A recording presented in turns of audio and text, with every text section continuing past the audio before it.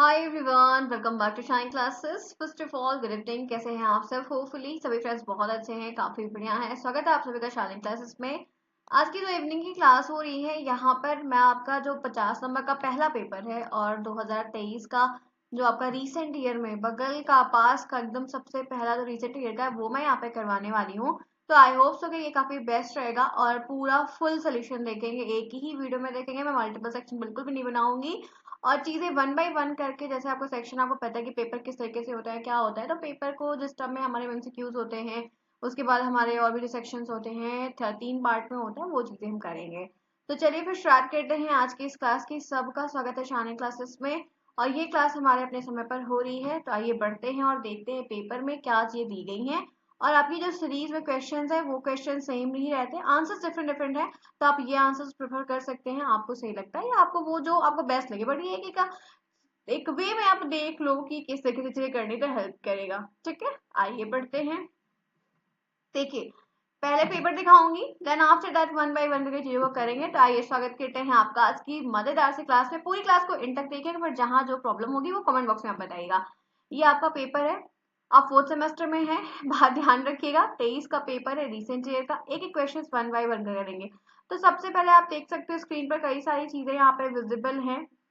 और ये है आज का पहला क्वेश्चन। 15 क्वेश्चन हम करेंगे, 15 आउट ऑफ 15। इस बात को ध्यान रखना कि कोशिश करना कि भाई अब वो समय आ चुका है कि 15 आउट ऑफ 15 सभी स्टूडेंट्स को मिले, ईच एंड एवरी वन को। ये मत सोचिएगा कि यार नहीं ऐसा नहीं है। पहला क्वेश्चन स्क्रीन पर है और पहला पेपर इतना अच्छा है कि इसमें हिंदी, आपको हिंदी और मैथ दोनों ही चीजें मिलकर मिलेंगी पूरी फुल। क्वेश्चन कह रहा है सा वर्ण का उच्चारण स्थान क्या है। हिंदी में उच्चारण स्थान आपने delete first semester second third सभी में पढ़ा है। पूछ रहा है कि सा वर्ण का उच्चारण स्थान क्या है। सिंपल सा उच्चारण स्थान से एक प्रश्न आपका पूछा गया। पहला प्रश्न ये है, स्पर्श व्यंजन है, कंठ व्यंजन है, ओष्ठ व्यंजन है और मूर्धा है। तो यहाँ पे हमने आपको संस्कृत पढ़ाते समय पढ़ाया था अकु विसर्जनिया नाम कंठा, अकु विसर्जनिया नाम कंठा। तो ये सा वर्ण किस में आता है? रीटू रसा नाम मूर्धा, रीटू रसा नाम मूर्धा। संस्कृत में उच्चारण स्थान के सूत्र है, उन्हीं सूत्रों में ये चीजें हैं।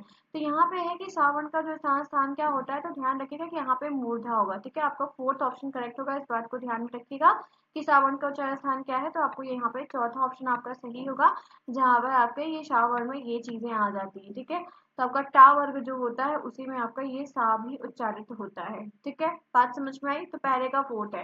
नेक्स्ट क्वेश्चन स्क्रीन पर, निम्नलिखित में से स्वर नहीं है।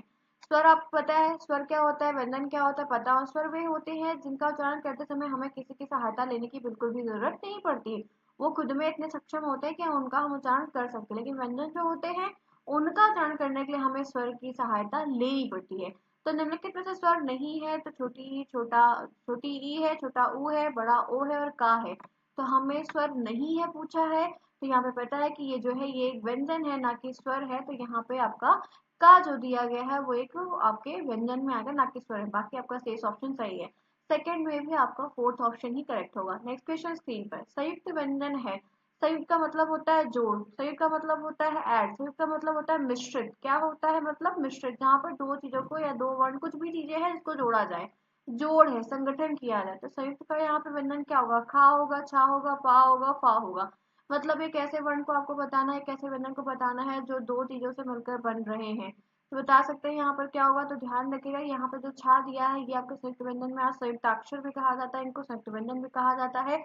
इनकी संख्या 4 होती है, ध्यान रखना। ठीक है, चतुरंग्या आपको ऐसे होता है उसमें ये छा यहाँ पे आता है। तो ये आपको पता होना चाहिए कि यहाँ पर जो छा है ये संयुक्त व्यंजन, ये किससे बना होता है? तो का, आधा का और षटकोण वाले सा से बना होता है। तो इससे हमारा क्या बनता है? हमारा छा बनता है। ये प्रश्न इतना बढ़िया है कि आप देख सकते हो कि डीलेट में हर पेपर में हिंदी में कितने बार ये रिपीट हो चुका है। तो ये चीजें आपको ध्यान में रखनी होगी। नेक्स्ट क्वेश्चन स्क्रीन पर आते हैं, वर्ण कितने प्रकार के होते हैं।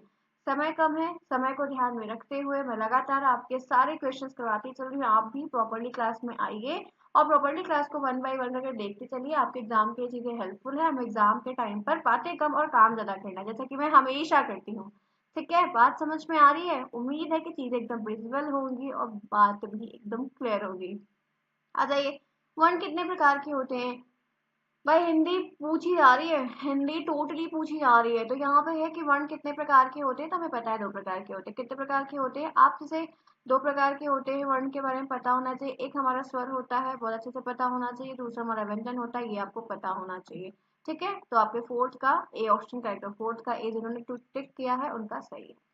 नेक्स्ट क्वेश्चन, ज्ञा वर्ण किन दो वर्णों के, वर्षों नहीं होगा, टाइपिंग मिस्टेक है, वर्णों के मेल से बना होता है। जो ज्ञा है यहाँ पे छत्रज्ञा, तो जो ज्ञा यहाँ पर दिया गया है ये क्या है, संयुक्ताक्षर है, जो हमने अभी ऊपर ही पढ़ा। क्या है ये, हमारा संयुक्त व्यंजन है, संयुक्त वर्ण कह दीजिए, जो ध्यान रखिए। अब ये किससे मिलकर बना है, तो क्या ये आधा गा, जिस भी वर्ण के नीचे हलंत लगा होता है तो मतलब वो आधा है, उसमें बढ़िया की मात्रा नहीं लगी हुई है। तो आधा गा प्लस या से, आधा गा प्लस इया से, आधा जा प्लस या से, और आधा जा प्लस या से। तो यहाँ पे जो ये बना हुआ है, जो ज्ञा वर्ण है, ये किसका संयुक्ताक्षर है, क्या किन दो वर्णों के मेल से बना है। तो ध्यान रखिएगा कि यहाँ पे आपका तीसरा ऑप्शन होगा आधा जा और इया। ठीक है, इससे बना हुआ है। तो आपके फिफ्थ का तीसरा सही होगा। नेक्स्ट क्वेश्चन, निम्नलिखित में से अयोगवाह है, यहाँ पे पूछ रहा है निम्नलिखित में से अयोगवाह है। अब अयोगवाह यहाँ पे क्या है, तो बड़ा आ और छोटा आ स्वर है, बड़ी ई छोटी ई, अंक और आहा और ए। तो अयोगवाह क्या है, आपको हिंदी की आप देख सकते हैं। आपका ये पेपर बड़ा अच्छा है, बस ध्यान रखना कि 50 नंबर के तीनों पेपर मैं पहले आपको करवाऊंगी, फिर और भी सेक्शन से करवाऊंगी। कल मैंने आपको इंग्लिश का करवाया था, 2023 का मैंने इंग्लिश का पूरा फुल सोल्यूशन दिया था।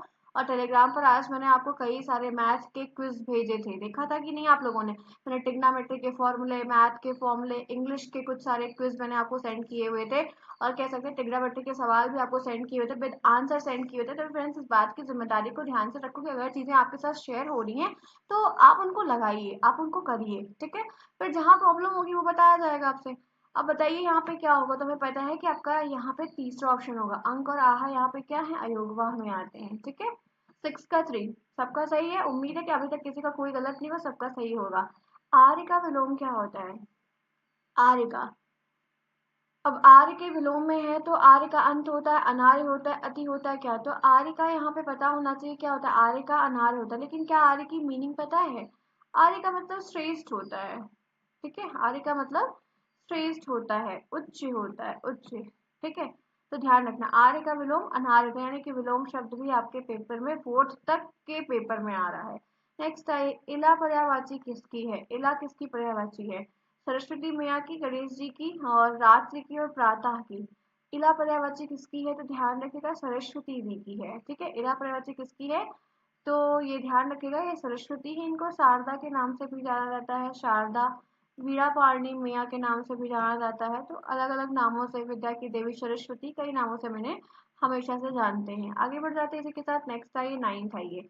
अब थोड़ा सा मतलब अभी तक हमें लग रहा था कि इस पेपर में हिंदी के सवाल दिए थे, हिंदी के प्रश्न को इसमें ऐड किया गया था। 15 प्रश्न टोटल आपको आने हैं, और आप देख सकते हो 23 आप 24 आपका सेशन था, मतलब 25 में आप पेपर दे रहे थे। ये चीजें आपको दिमाग में लेकर चलनी है, भाई एकदम रिसेंट ईयर में पूछा गया है तो आने की चांसेस है क्या, इस तरीके से आने की चांसेस होगी। तो यहाँ पे है कि वे संख्याएं जो दो से पूर्ण रूप से विभाजित नहीं होती उन्हें हम क्या कहते हैं, एक ऐसा नंबर, एक ऐसी संख्या जो दो से कम्प्लीटली डिविजिबल नहीं होती है, कह सकते हैं कम्प्लीटली डिवाइड नहीं होती है। तो भाज्य संख्या, पूर्णांक संख्या, विषम संख्या, अपरिमेय, ये भी तो बिल्कुल नहीं होगा, ये भी बिल्कुल नहीं होगा, ये भी नहीं होगा, विषम संख्या ही होगी। जिसको अगर इंग्लिश की भाषा की बात करें तो ऑड नंबर कहते हैं। 1 होता है, 3 होता है, 5 होता है, 7 होता है, 9 होता है, 11 होता है, ऐसे बढ़ता जाता है, 11, 13 समथिंग लाइक दैट। तो यहाँ पे क्या है कि वे संख्याएं जो दो से पूर्ण से विभाजित नहीं होती उनको विषम संख्या कहते हैं, और जो विभाजित हो जाती है उनको हम क्या कहते हैं, उन्हें हम सम संख्या कहते हैं। क्या कहते हैं, उन्हें हम सम संख्या कहते हैं, उन्हें इवन नंबर कहते हैं। 2 होता है, 4 होता है, 6 होता है, 8 होता है, 12, 10 होता है, 12 होता है, 14 होता है, 16, ऐसे करके बढ़ता जाता है। तो ध्यान रखना, अपरिमेय संख्या इरेशनल नंबर है, पूर्णांक आपका जीरो शुरू जो होता है, इंटीजर नंबर, वो वैल्यूज होती है, मतलब एक शुरू होती है। ठीक है, बात समझ में आई। तो मतलब ये आपकी ऐसी संख्याओं के बारे में मैथ का सवाल है, बड़ा अच्छा पेपर है, क्वेश्चन नॉर्मल सा नंबर सिस्टम का बेसिक सा प्रश्न है, लेकिन ठीक है भाई, हमें अगर नंबर दे रहा है तो हमें पढ़ने में कोई एतराज नहीं होना चाहिए। नेक्स्ट यहाँ पे है, निम्नलिखित में से परिमेय संख्या है, परिमेय संख्या को इंग्लिश की अगर बात करें तो रेशनल नंबर कहा जाता है। ध्यान रखना क्या है, रेशनल नंबर है। तो यहाँ पे निम्नलिखित में परिमेय संख्या है, तो 3/2 है, 2 है, इनमें से कोई नहीं, और क्या है, तो परिमेय संख्या यहाँ पे कहोगे तो ऑप्शन अगर आप देखो और ऑप्शन के हिसाब से अगर मैं और आपको चलूँ तो यहाँ पे फोर्थ सही होगा। विकल्प 1 और 2, 3/2 तो पी अपॉन क्यू के फॉर्म में तो होता ही होता है, 2 को भी हम लिख सकते हैं, लेकिन यहाँ पे बस इतना ध्यान रखना कि क्यू जो है वो कभी भी 0 के बराबर नहीं होना। इतनी ही बात आपको रेशनल नंबर परिमेय संख्या में अपने दिमाग में लेकर चलिए, बाकी अन्यथा चीजें आपकी पूरी तरीके से सही हैं। आगे बढ़ जाते हैं इसी के साथ। नेक्स्ट क्वेश्चन चलते हैं 11th पे। निम्नलिखित में से आरोही क्रम है, आरोही और अवरोही है, बताइए क्या होगा। आरोही और अवरोही एक हमने मैथ में पढ़ रखा है भाई, मैंने तो पढ़ा है। असेंडिंग ऑर्डर और डिसेंडिंग ऑर्डर होता है, ठीक है। एक असेंडिंग होता है और एक डिसेंडिंग होता है। असेंडिंग का मतलब होता है कि छोटे से बड़े की तरफ जाओ, और डिसेंडिंग का मतलब होता है बड़े से छोटे की तरफ जाओ। तो यहाँ पे एक क्रम हमें देखना है, तो यहाँ पे आरोही पूछा, यानी कि आपको असेंडिंग ऑर्डर, छोटे से बड़े क्रम में, ठीक है। तो छोटे से बड़े क्रम में ये गलत है, ये भी गलत है, यही सही है। 3 6 9 12, 3 6 9 12, ठीक है। तो आपके 11th में ए ऑप्शन सही होगा। आरोही यहाँ पे छोटे से बड़ा। अवरोही होता, वो शायद ऐसे लिखा था ना, अवरोही। देखो मेरी हिंदी में मत जाना भाई, बड़ी बेकार सी है फिलहाल के लिए। आज हम आगे चलते हैं। नेक्स्ट आते हैं, ये एक क्वेश्चन ऊपर नीचे हो गया बट पढ़ लो। क्वेश्चन नंबर 12 है, गुण को जिस राशि से गुणा किया जाता है उस राशि को क्या कहते हैं। गुण को जिस राशि से गुणा किया जाता है उसे गुणक कहते हैं। बेसिक सा सवाल है, बहुत अच्छा प्रश्न है, लेकिन सिंपल है, ठीक है। आपके 12th में आप देख सकते हैं गुणक, गुणनफल, ये चीजें हैं। नेक्स्ट आइए 13 है, दिया है 9687 में 9 का स्थान क्या है भाई। प्लेस वैल्यू से प्रश्न आ रहे, फेस वैल्यू से प्रश्न आ रहे हैं। मैथ के वो छोटे छोटे सवाल आ रहे हैं जो आपको ध्यान में रखने हैं। 15 नंबर का पेपर है, पहले पेपर में गलती होनी ही नहीं चाहिए। तो हजार है, सैकड़ा, दहाई, इकाई है, तो कहाँ पे वंस, टेंस, हंड्रेड, थाउजेंड, हजार पे है, कहाँ पर है, हजार पे। अब जैसे ये है तो आप चाहोगे इसको लिखना रहेगा, तो ये थोड़ा सा अपना लिखने का तरीका बढ़िया बनाना, कि अच्छे से लिख लो, कुछ बढ़िया रिप्रेजेंट कर लो, तो कुछ अच्छे से अपने आप से बना के लिखना। हर जगह पे ये मत सोचना कि मैम हर चीज को बताए, तो थोड़ा ऐसे रिप्रेजेंट करके आप इसका आंसर दे देंगे तो अच्छा भी है। वैसे एग्जामिनर भी आपसे पता नहीं क्या ही दुश्मनी रहती कि पूरा नंबर आप करके आओ, तब भी वो आपको नहीं देते हैं, ठीक है। बात समझ में आ रही है। अब आगे बढ़ जाते हैं, आइए चलते हैं। नेक्स्ट देखते हैं, यहाँ पे 14 है, मोर शब्द समानार्थी। मोर पेकॉक होता है, हमारा राष्ट्रीय पक्षी है, पता है कि नहीं भाई, पता होगा सबको। तो चित्रांग होता है, माधुरी होता है, सिखी होता है, विविधा होता है। समानार्थी का मतलब उनकी पर्यायवाची ही पूछा है, तो मोर की जो पर्यायवाची होती है वो सिखी, यहाँ पे ऑप्शन है। बाकी आप मयूर लिख सकते हो, ठीक है। और भी केकी भी होता है, कोक, बहुत सारा इस तरीके से होता है। आपको जो जो याद हो आप आराम से लिख सकते हो। 14 हो गया। क्वेश्चन नंबर 15 है, गणित की मूल संख्याएं कितनी होती हैं। 8 होती हैं, 4 होती हैं, 14 होती हैं, 13। कह रहा है कि मैथ में जो ऑपरेशंस होते हैं, मैथ में जो संख्याएं होती हैं वो कितनी होती है। हम जानते हैं 4 होती। कौन कौन सी, गुणा, भाग, जोड़ और घटाना। तो आपका ये वाला जो ऑप्शन है ये सही होगा।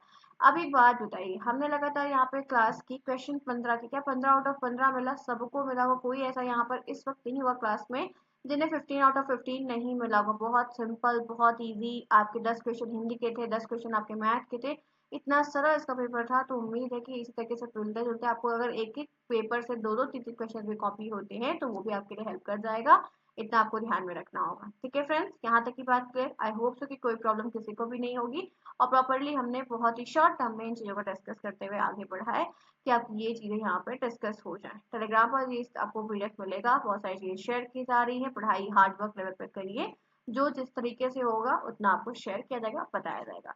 नेक्स्ट क्वेश्चन स्क्रीन पर। अब आपके जो पहले सेक्शन थे भाई, 3 सेक्शन में पेपर होता है आपको पता है। तो सेक्शन 1 की अगर बात करूँ तो आपके मल्टीपल चॉइस होते हैं, जो कि मैंने पूरे के पूरे आपके करवा दिए और आपको बता दिए। कल जैसे मैंने आपको इंग्लिश करवाया था, उसके आंसर्स लिखे हुए थे, वो पीडीएफ टेलीग्राम पर दे दिया, आप वहां से ले सकते हैं। सेम हूबहू ऐसे सारे पेपर्स होंगे और आपको मिलेंगे। मल्टीपल चॉइस आपको इस तरीके से रहेगा, उसके साथ जो भी समस्या होगी, जो भी प्रॉब्लम आपको आएगी क्लास लेने के बाद, वो टेलीग्राम पर बतानी होगी। आगे बढ़िए, चलिए फ्रेंड्स हम आगे बढ़े। आई होप सो कि ऑल सेट है। आइए अब बात करते हैं हमारे अतिलघुत्तरीय प्रश्नों की। अब अतिलघुत्तरीय प्रश्न भी आपके 1 नंबर के हैं। अब ये क्या कह रहे हैं, विस्तारित रूप से लिखी संख्या ज्ञात कीजिए। तो क्या ही होगा, 9 है, 6 है, 8 है, 5 है।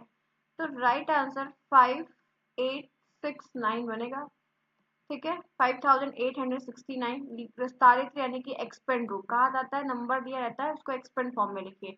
तो ये विस्तारित रूप में लिखा हुआ है, हमको इसको संख्या के रूप में बनाना है, तो 5869 बनेगा। कोई problem, any one, any problem. I think so कि नहीं होगी, बहुत ईजी है, बहुत ही सिंपल करवाई जा रही हैं चीजें। फ्रेंड्स एक बात ध्यान रखिए, अगर सिंपल है तो ये मत सोचेगा कि अरे बैक नहीं लगी, नहीं, हो सकता है कुछ पलट गया तो टफ आ गई चीजें, तो ध्यान रखिएगा। आगे बढ़ जाते हैं इसी के साथ नेक्स्ट क्वेश्चन। क्वेश्चन नंबर 17 है। मैं एक क्वेश्चन दिखाती चल रही हूँ, देखते चलिए और करते चलिए। हिंदी भाषा सीखने के प्रमुख अंग क्या है? हिंदी की लैंग्वेज को सीखने के जो प्रमुख अंग होते हैं वो क्या क्या है? तो आपको पता है कि भाई हिंदी भाषा अगर हम सीख रहे हैं तो शुरुआत वर्ण से करेंगे, ठीक है, शब्द से करेंगे, लिपि से, ध्वनि से, फिर वाक्य से। अगर आपको किसी बच्चे को हिंदी भाषा सिखानी है तो कैसे सिखाएंगे? ऐसे ही तो सिखाएंगे। शुरुआत छोटे से होती है, छोटे से बड़े की तरफ बढ़ा जाता है। ये बात आपको अच्छे से पता है, तो सेम इसी तरीके से हम करेंगे।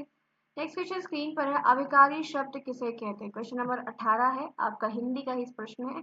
अविकारी शब्द किसे कहते हैं? तो यहाँ पे है जिन वाक्यों के प्रयोग के कारण का रूप, जिन वाक्यों के प्रयोग से का रूप ना बदले, ठीक है, जिनके रूप में कोई परिवर्तन ना हो वो अविकारी होते हैं, और जिनके रूप बदल जाते हैं वो विकारी शब्द होते हैं। हिंदी में ये होते हैं।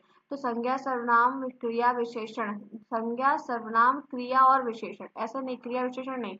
ध्यान रखना, जिन वाक्यों के रूप, जिन वाक्यों के प्रयोग से उनका रूप बदल जाता है वो अविकारी होते हैं, और इनकी संख्या में क्रिया विशेषण 1 आएगा, संबंध बोधक 2 आएगा, समुच्चय बोधक 3 आएगा, विस्मयादि बोधक 4 आएगा। ये रूप बदल देते हैं। और अविकारी वो होते हैं जो रूप नहीं बदलते हैं, वो भी 4 होते हैं, उनकी भी संख्या 4 होती है। उनमें संज्ञा आएगा, उनमें आपको होगा, उसमें आपका सर्वनाम आएगा, उसमें आपका क्रिया आएगा, और उसमें और विशेषण आएगा। तो ये चारों जो होते हैं आपके विकारी होते हैं, ये जो होते हैं ये अविकारी होते हैं। जो रूप ना बदले वो अविकारी है, जो रूप को बदल दे वो विकारी होता है।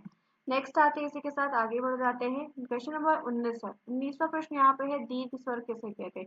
भाई स्वर जैसी परिभाषाएं आ रही, स्वर जैसी छोटी छोटी परिभाषाएं आ रही फ्रेंड्स। स्वर, व्यंजन, संयुक्ताक्षर, अयोगवा, इतने बेसिक बेसिक माइन्यूट से प्रश्न आ रहे हैं। प्रॉमिस करो कि अब आप इस पेपर में तो अच्छा नंबर आप प्रॉपर्ली गेन करेंगे, कोई प्रॉब्लम आपको नहीं होगी। चीजें करवाई जा रही हैं, करिए। जहां डाउट है कमेंट बॉक्स में पूछिए। मेरी ओर से मैं जिस तरीके से चीजें करवा पा रही हूँ करवाऊंगी। मैं अभी होम टाउन में अपने हूँ, तो थोड़ा सा रिलैक्स में चीजें हो रही है, बिकॉज मुझे ओनली वन से सारी चीजें मैनेज करनी है, ठीक है। तो मुझे फुली सपोर्ट करो, मैं कर रही हूँ। 1 महीने का टाइम है, काफी कुछ पढ़ाया है। पुरानी प्लेलिस्ट भी बनी हुई है, आप वहां से देख सकते हैं। कुछ गलतियां होंगी उसके लिए क्षमा चाहूंगी कि चीजें, भाई मैं भी एआई नहीं हूँ, इंसान हूँ, ठीक है। आगे बढ़े, अब आ जाओ। दीर्घ स्वर किसे कहते हैं? इतना हस्त स्वर किसे कहते हैं? प्लुत स्वर किसे कहते हैं? छोटी छोटी चीजें आती हैं, ठीक है, बहुत ही। तो दीर्घ स्वर ये है जिन्हें 2 मात्रा का समय लगता है, जिनमें हस्त स्वर से दुगना समय लगता है, वही होती हैं चीजें। तो यहाँ पे है जिन स्वरों के उच्चारण में हस्त स्वर से अधिक समय लगता है, यही सेम मैंने यहाँ पर भी लिया है कि हस्त स्वर से दुगना समय लगता है, हस्त स्वर से ज्यादा समय लगता है, उन्हें हम दीर्घ स्वर कहते हैं। जैसे यहाँ पे बड़ा, बड़ी, बड़ाऊ, ए ओ औ, ये है कि नहीं? बड़ा, बड़ी, बड़ाऊ, ए और। बहुत अच्छा है, बहुत सिंपल सा आंसर है। अब मालूम है आपको भी बहुत परेशान होने की जरूरत नहीं है कि आप परेशान, मैम हम बहुत सारे, क्या ही मतलब होगा? ऐसा कुछ भी नहीं है। वो पेपर छोड़ पड़ा रहता है, समय कम रहता है, पेपर छूट जाता है। तो पेपर छूटे प्रॉब्लम में पड़ो, इससे अच्छा है कि पूरा करके आप वहां से आओ। अब बढ़ते हैं आगे। नेक्स्ट यहाँ पे है अनुनासिक स्वर को परिभाषित की गई, ये क्या होता है? तो जिन स्वरों का उच्चारण मुख और नाक, अनुनासिक है। मुख, मुंह आपका जो मुंह है, और आपके जो नाक है ये, ठीक है, आपके नाक से और आपके मुंह से, आपके, मेरे नहीं। तो यहाँ पे है कि जिन स्वरों का, ये भी स्वर ही होते हैं जिनका उच्चारण मुख और नाक दोनों से किया जाता है, दोनों की हेल्प से जब हम उनका उच्चारण करते हैं तो उन्हें अनुनासिक कहते हैं। और इन स्वरों को लिखते समय इनके ऊपर चंद्रबिंदु लगाया जाता है। क्या लगाया जाता है? जब इनका प्रयोग करते हैं तो इनके ऊपर चंद्रबिंद का प्रयोग किया जाता है। जैसे उड़ेल, कहते हैं उड़ेल दो मतलब गिरा दो, ठीक है। आप लोग इसको बहुत अच्छे से जानते हैं, मैं फिलहाल नहीं यूज करती हूँ ऐसे लैंग्वेज, मतलब मेरे साइड में नहीं यूज होती है, कोई गलत शब्द नहीं है। बांस, बांस का पेड़ होता है ना, जो कहाँ यूज होता है? शादी ब्याह में मंडप बनता है, और वो सामान बनते हैं, बहुत सारे ऐसे आते हैं ना लकड़ी वाले सामान, डोलची ओलची, फूल उनकी नानी लोग रखती है। संभाले, धसकर, गांव, मुंह, धुंधले, धुआं, चांद और काप। तो देखो यहाँ पे सब में चंद्रबिंद लगा है, क्या है? सब में चंद्रबिंद लगा, तो ये आपके ऐसे होते हैं, ऐसे स्वर जिनका उच्चारण मुख और नासिका दोनों से किया जाता है, उनको हम अनुनासिक स्वर कहते हैं। कोई प्रॉब्लम? 1 नंबर का प्रश्न है, और कोई भी उसमें उर्दू ऐसी भाषा नहीं लिखी है, सिंपल लिखी है, कोई प्रॉब्लम होगी ही नहीं, क्योंकि मैंने पढ़ाया तो चीजें गलत नहीं होंगी, मतलब ठीक है। नेक्स्ट आइए, 21 है। सम संख्या विषम संख्या में अंतर बताइए। अब मैथ का प्रश्न आगे लगता है। सम संख्या विषम संख्या में क्या है? सम का मतलब क्या होता है भाई? Even number. विषम का मतलब ऑड नंबर, ठीक है। सम संख्या वो होती है जो 2 से डिविजिबल हो जाती है। सम संख्या वे संख्या जो 2 से पूर्णतः विभाज्य हो जाती है, डिवाइड हो जाती है, कट जाती है, वो सम संख्या है। तो यहाँ पे 12 है 6 से कटेगा, 16 8 से कटेगा, ये भी कट जाएगा। ठीक है, तो यहाँ पे क्या ध्यान रखना है आपको कि कैसे कैसे क्या यहाँ पे हो रहा है। तो ये आपको इस तरीके से हो गया। विषम संख्या क्या है कि वही संख्या है जो 2 से डिवाइड नहीं होती है। विषम संख्या 1 3 5 2 से नहीं कटता। इतना सिंपल सा है, लिखो। और जो है उदाहरण देके चलना, उदाहरण आप सबका देके चलना। देखो मैंने, आप इतनी बात नोटिस किए कि मैं भी यही प्रश्न करवा रही हूँ और उत्तर मैंने भी लिखा है, दोनों में डिफरेंस क्या है? यही तो डिफरेंस है कि जो चीजें इसमें नहीं भी कही जा रही वो भी मैं कर रही हूँ। क्या इस आयस को प्रश्न में कहीं पे लिखा भी है कि उदाहरण से ही बताई? नहीं। तो लेकिन मेरे आंसर लिखने के तरीके में आप देखो कि वो चीज नीचे मेंशन हुई। तो आपको भी यही तरीके इसी तरीके से सेम करने की गलतियां आप ना करो। बात समझ में आई? सिंपल है, सटीक है। कॉपी लिखने की कला को सीखो, हुनर सीखो यार, गेन करो, एक्वायर करो कि एग्जैक्टली करना कैसे है। बाकी पेपर बहुत इजी सिंपल से पैटर्न में आता है। अब बढ़ जाओ आगे। नेक्स्ट यहाँ पे है, कह रहा है कि कुछ चीजें ऊपर नीचे हो गई हैं, टाइपिंग मिस्टेक जल्दी जल्दी में हो जाता है। श्रुतलेख और सुलेख में अंतर बताइए। श्रुतलेख और सुलेख। श्रुतलेख वो होता है जो हम छोटे थे तो हमें एक ऐसी कॉपी मिलती थी, ठीक है, जिसपे हम ऐसे चढ़ाते थे, यार पता है कि नहीं, ऐसे ऐसे। तो ये सुलेख इस तरीके से रहता था। सुन और सुलेख का मतलब क्या है? सुनकर। जो सुलेख बोल डिक्टेशन जिसको बोलते हैं, टीचर लोग बुलाते, राम जाता है, हम घर आते हैं, तुम लिखते रहो, तो हम लोग ऐसे कॉपी में उतारते जाते थे और फिर वो कॉपी चेक होती थी तो वहां पे गोले गोले बनते थे, ये गलत है ये गलत है। ऐसा होता था कि भाई सबने किया मैंने भी किया, मार भी पड़ती थी पहले। तो नेक्स्ट यहाँ पे है, आ जाओ। श्रुतलेख का मतलब है सुनकर लिखना। श्रुतलेख का यहाँ पे श्रुतलेख का मतलब क्या होता है? सुनकर लिखना। तो जब विद्यार्थी लिखने में प्रवीण हो जाते हैं तो प्रतिलिपि भी लिख सकते हैं, भी लिख सकता है, तब उसे सुलेख की प्रेरणा दी जानी चाहिए। तो ये श्रुतलेख मतलब सुनकर लिखा गया लेख है। और सुलेख जो होता है वो एक तरीका होता है, विधि होती है। सु यहाँ पे उपसर्ग लगा होता है जहां पर सुंदर लेख लिखना या श्रेष्ठ लिखने की बातें या अच्छे तरीके से लिखने की आदत डालने की बातें कही जाती है। तो छोटा छोटा अंतर, आप दो दो लाइन का लिख सकते हैं। Any problem anyone friends? 50 number के पेपर्स को डिस्कस करी, 50 नंबर का पेपर शुरुआत में ही करवाते चल रही हूँ। प्रीवियस ईयर के पेपर्स आपको मिल रहे हैं, टेलीग्राम पर चीजें आपको मिलेंगी। टेलीग्राम को जो है, और जिन पे फ्रेंड्स यहाँ पे इस क्लास को देख रहे हैं, एक बात उनसे कहना चाहूँ, अगर पढ़ाई नहीं किए हो बोर्ड की तो हल्के में मत करो, क्योंकि अगर वैकेंसी आई और चीजें हुई और बैक लग गई तो मजा नहीं आएगा। अपीयरिंग रिजल्ट मांग लेगा तो प्रॉब्लम में पड़ जाओगे। इसलिए है कि फोर्थ सेमेस्टर वाले हार्ड स्किल्स के साथ आप जो, और आप फर्स्ट सेमेस्टर में पढ़े थे मेरे से, मैंने पढ़ाया था, फिर आप दाएं बाएं हो गए, बहुत सारे टीचर्स का आपने साथ पकड़ लिया, बहुत सारी चीजें कर ली, ठीक है कोई प्रॉब्लम नहीं, आपका भला हो जाए भाई। मेरा तो हुआ ही है, मेरी तो चीजें क्लियर है, लेकिन आप अपना बेस्ट कर ले जाओ, क्योंकि अगर चीजें होंगी फिर नहीं पार्टिसिपेट कर पाओगे तो प्रॉब्लम में पड़ोगे। इसलिए इसको ध्यान में रख के काम करो, जिसमें बेनिफिट हो आपका वो दिखो। नेक्स्ट आ जाओ, यहाँ पे है 23, कह रहा है कि 64 अमरूद 4 बच्चों में बांटे गए हैं तो प्रत्येक बच्चे को कितने मिले हैं? क्या कह रहा है, फिर से पढ़ो। तो 64 अमरूद 4 बच्चों में बांटे गए हैं तो क्या होगा? 64 को 4 से भाग दे दो, 16 होता है, 16 चौका 64 होता है, कट जाएगा। हर एक बच्चे को, राम को भी यहाँ पे 16 आम मिले, मतलब अब कितना अमरूद है? प्रत्येक बच्चे को, आप इसको पूरा सॉल्व कर देना, लिख देना भाई कि ईच स्टूडेंट्स को क्या मिला है? 16 16 अमरूद मिले हैं। ठीक है, गुआवा। नेक्स्ट आ जाओ, अभी मत खाना, खांसियां आएंगी। नेक्स्ट क्वेश्चन है यहाँ पे, अवरोही क्रम को उदाहरण सहित परिभाषित किए, यानी कि डिसेंडिंग ऑर्डर को बताइए। 2023 में पूछा गया प्रश्न है, और 23 का ही पेपर हो रहा है पूरा। डिसेंडिंग ऑर्डर के क्रम को उदाहरण से बताइए। तो अवरोही क्रम बड़ी संख्या से पहले, बाद तक घटती हुई, मतलब छोटी से बड़ी संख्या से छोटी एक एक संख्या कम। तो यहाँ पे 40 है, 23 है, 15 है, 12, 8, 1, 5, तो ये आप लिख दो। बड़े बड़े क्रम से छोटे क्रम की तरफ, बड़ी संख्या से छोटी संख्या की तरफ। नेक्स्ट आइए 1525 है, विस्मयादि बोधक चिन्ह का प्रयोग कब किया जाता है? विस्मयादि बोधक चिन्ह का प्रयोग कब होता है? जब कोई आश्चर्यजनक चीजें होती है, बहुत खुशी की चीज है, बहुत दुख की, आश्चर्यचकित, तो अब विश्व में अचानक घटित होने वाली घटना है, तो आश्चर्य, हर्ष, शोक, उत्साह आदि प्रकट करने के लिए सिद्धांत का प्रयोग किया जाता है। विस्मय आदि बोधक चिन्ह यहाँ पे आपको ध्यान में रखना होगा। नेक्स्ट क्वेश्चन स्क्रीन पर है 26 है, अंधकार के 3 समानार्थी शब्द। अंधकार का जो 3 समानार्थी, मतलब अंधकार की, अंधकार, तिम, तमिर, अंधेरा, ऐसा करके आप लिख सकते हो। ठीक है, तो अंधियारा, अंधकार के 3 समानार्थी यानी कि पर्यायवाची के ऐसे शब्द आएंगे। विलोम शब्द आपका आर्य का पूछा जाता है, यहाँ पे पूछ लिया। सरस्वती की पर्यायवाची पूछी तो सकता है, गंगा जी की पूछ ले क्योंकि कुंभ चल रहा है, तो ये ध्यान में रखना। ठीक है, और आप लोग की जो क्लासेस लाइव का सेशन है वो आज इसलिए नहीं, क्योंकि थोड़ा आज वो है ना, एक फेस्टिवल, वो है, व्रत है एक, ठीक है, पुत्र लोगों का व्रत है, पुत्र लोगों का, तो वो इस वजह से थोड़ा सा बिजी शेड्यूल हूँ। भाई मैं अकेले आपकी क्लासेस भी करती हूँ और मैं अपने घर में भी अकेली हूँ, तो बहुत सारी चीजें जिम्मेदारियां होती, कंधे हमारे भी बड़े मजबूत किए जाते हैं। तो इस वजह से क्लासेस कर रही हूँ, क्लासेस आप पढ़ते चलिए, क्लासेस में बंक नहीं होगा, आई प्रॉमिस है। बाकी थोड़ी चीजें इधर होंगी तो मैनेज करो थोड़ा सा, आ जाओ।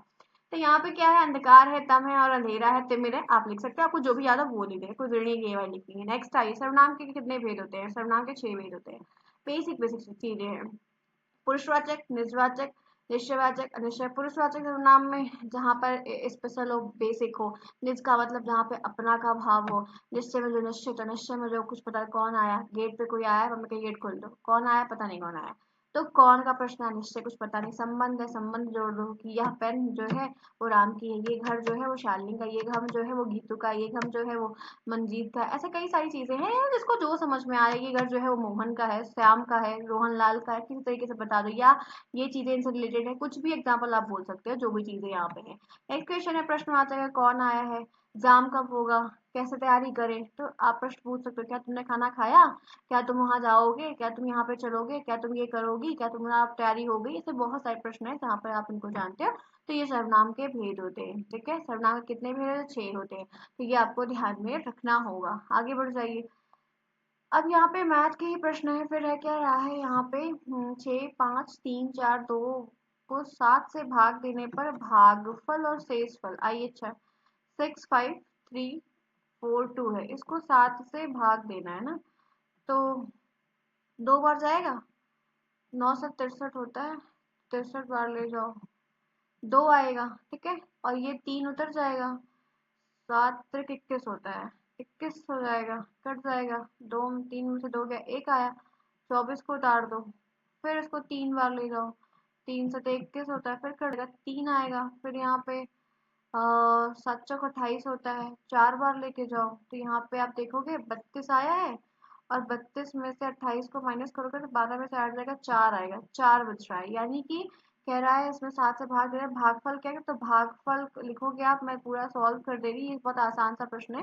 भागफल 3 9 9 3 4 आया, और शेष फल जो आपका पूछा गया है कितना आया, तो वो 4 आया है, ठीक है। बात समझ में आई।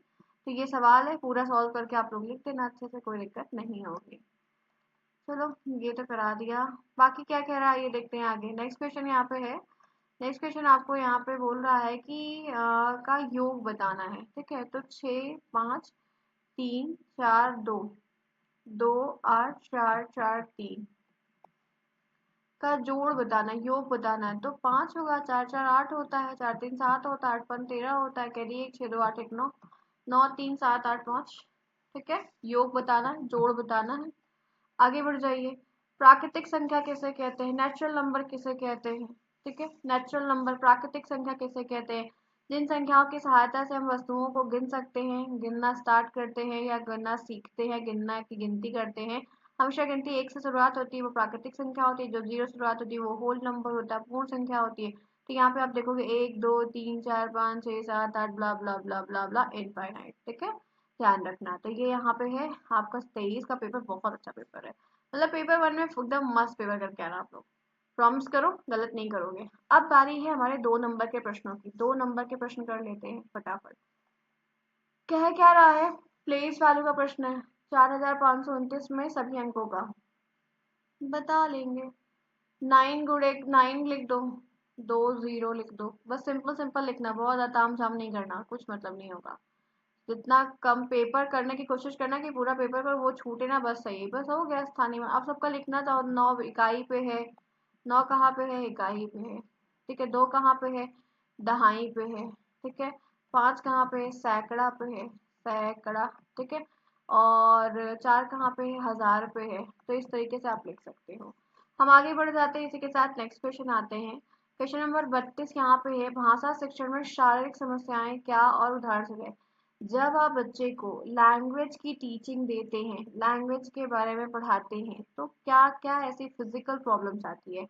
तो अगर बच्चा विकलांग है तो प्रॉब्लम होगी, मुंह से बोल नहीं पा रहा है, हकलाता है तो प्रॉब्लम होगी, सुनाई नहीं देता है तो प्रॉब्लम होगी। तो ऐसी बहुत सारी समस्याएं आती हैं। तो भाषा शिक्षण में शारीरिक समस्याएं भाषा सीखने और सिखाने की प्रक्रिया में बाधा का कारण बनती हैं, जी हाँ। ये समस्याएं सामान्यतः उन कारकों से संबंधित होती हैं जो बच्चों की शारीरिक क्षमता और उनकी शैक्षिक प्रगति को प्रभावित करते हैं। उनको बढ़ने, शरीर से तो कमजोर होते ही हैं, उनकी बुद्धि को भी डेवलप करने में उनकी मदद नहीं करते हैं। तो यहाँ पे क्या क्या है भाई, अगर बच्चा सुन नहीं पाएगा तो वो उच्चारण नहीं कर पाएगा, क्योंकि श्रवण सबसे पहले सुनना, बोलना, पढ़ना, लिखना होता है। जो 4 कौशल होते हैं उसमें सुनना, बोलना, पढ़ना, लिखना 4 आते हैं, टोटल 4। तो सुनने की बात क्यों कही जाती है, इसलिए कहा जाता है माता पिता से कि भाई सभ्यता की भाषा का प्रयोग करो, क्योंकि ये छोटू लाल हुए हैं, ये छोटू लाल भी वही परिभाषा को ही यूज करेंगे। आप जैसा बिहेव करेंगे वो बच्चा वैसा ही बिहेव करेगा। आप गाली गलौज घर में करेंगे तो वही सेम, जैसे टट्टू तोता होता है, घर में तोता पाल लो, तोता होगा जिसके यहाँ आपको पता होगा कि तोता सेम काम करता है। आप गाली दोगे वो गाली देते हैं, उधर सिखा दो वो लोग गालियाँ सिखाते हैं, पता है कि नहीं। तो यहाँ पे क्या होता है कि आप जैसा बिहेव करेंगे बच्चा, तो श्रवण जो होता है वो बहुत बड़ी चीज, श्रवणेंद्रियाँ जो होती हैं बहुत सुनते, बहुत तेज है, ठीक है, बहुत तेज होते हैं, इसी को ध्यान रखना। तो श्रवण में क्या, अगर भाई बच्चा सुन ही नहीं पाएगा तो बोलना तो बहुत दूर है।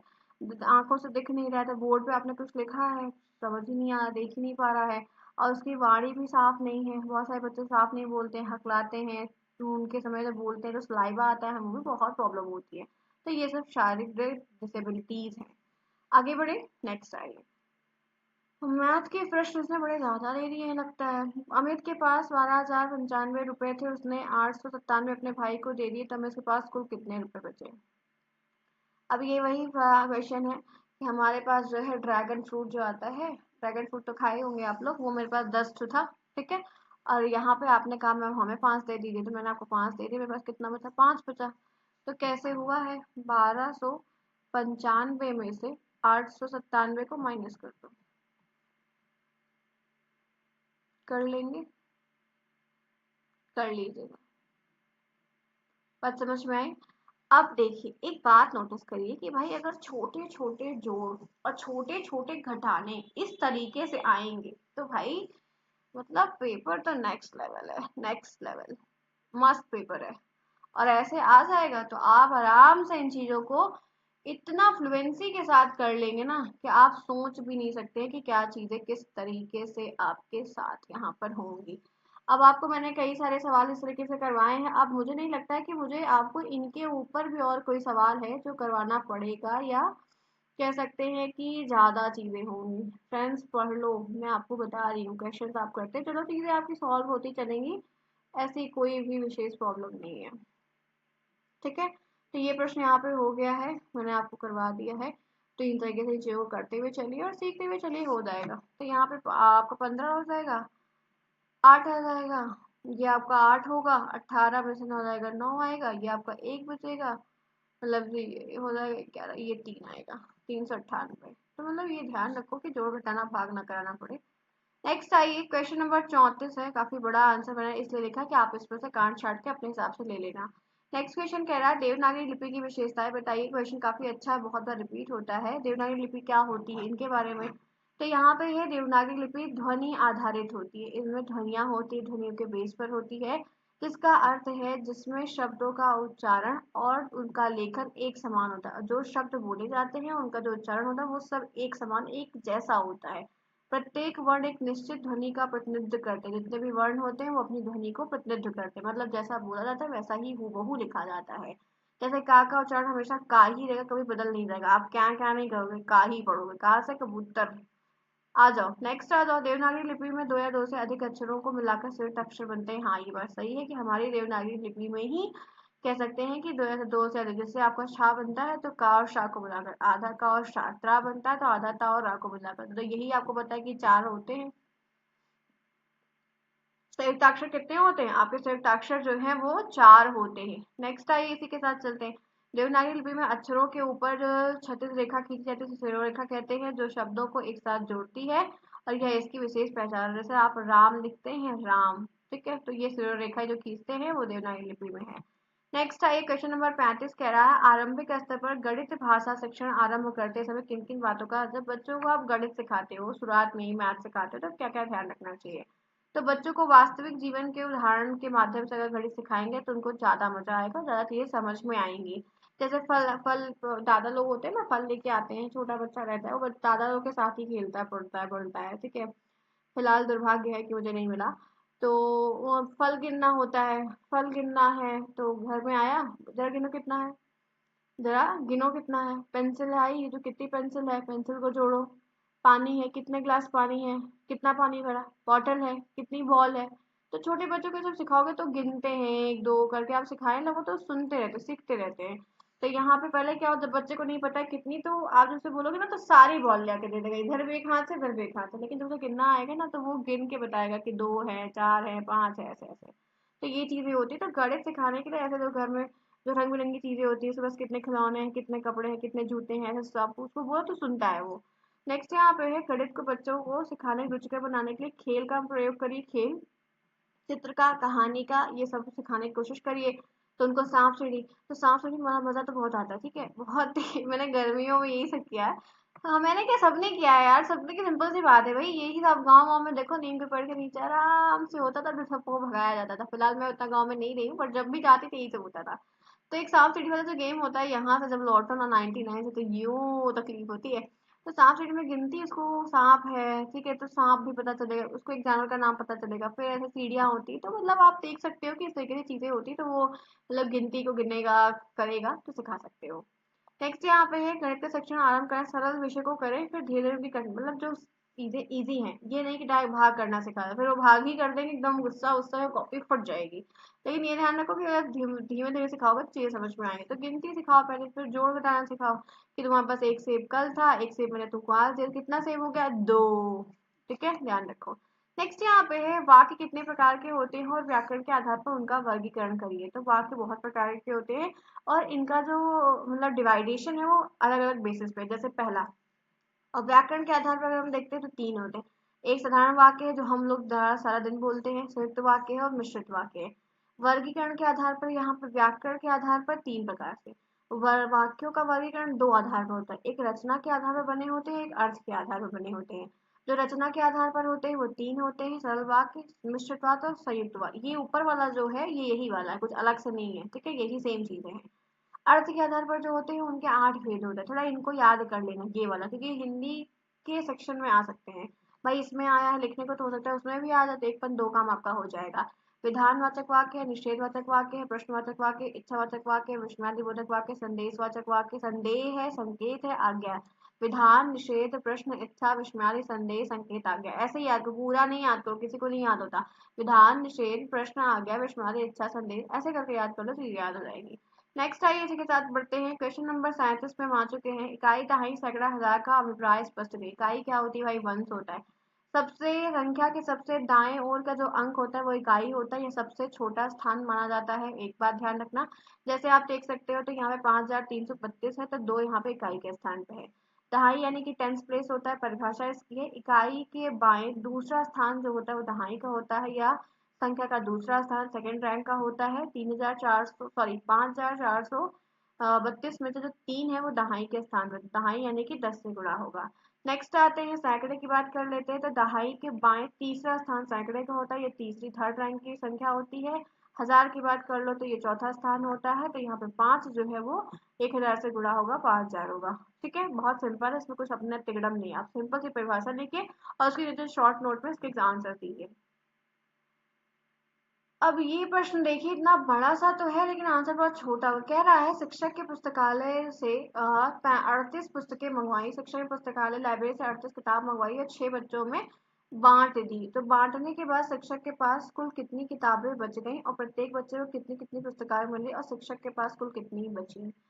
तो यहाँ पे है कि क्या कह रहा है कि उन्होंने 6 पुस्तकें मंगवाई हैं, ठीक है, 38 38 यहाँ पे है, और बोल रहा है कि 6 पुस्तकें उन्होंने मंगवाई हैं, तो कितनी बची, कैसे करेंगे देखिए। तो ध्यान रखिएगा एक चीज इसमें, कि आपको ये ध्यान रखना, कह रहा है कि पुस्तकालय से टीचर ने मंगवाई 38 पुस्तकें आपकी मंगवाई है 6, तो 38 आपको जो ये वहां पे मंगवाई गई है, आपको ये ध्यान रखना है कि प्रत्येक बच्चे को कितनी बची हुई है, 6 यहाँ पे बची हुई है। तो यहाँ पे है 38 पुस्तकें मंगवाई है, 6 बच्चों को बांट 6 6 बांट दी गई हैं।